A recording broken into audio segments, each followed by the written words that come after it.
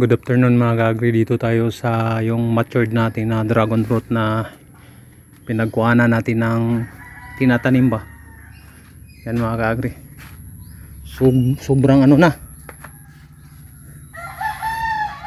Itong ano na to, malapit na magbunga mga ka-agri. Ang dami.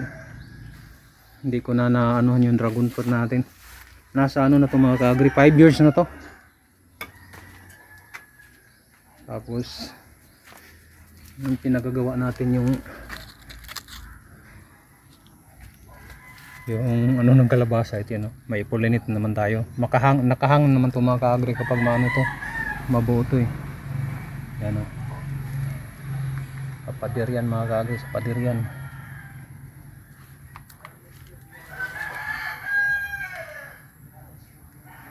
Yan, kalabasa.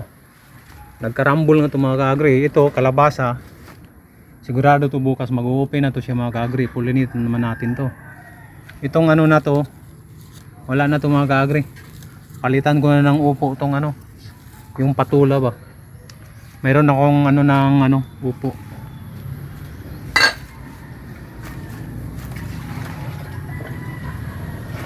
Tingnan mo naman yung pataba natin, no? Dumi ng baboy yan mga ka-agri.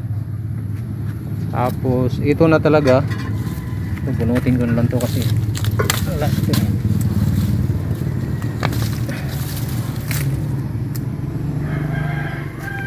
Tuloy pa rin namumunga oh.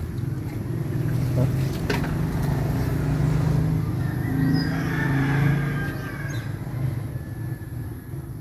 Wala na, patay na yung ano natin, patula.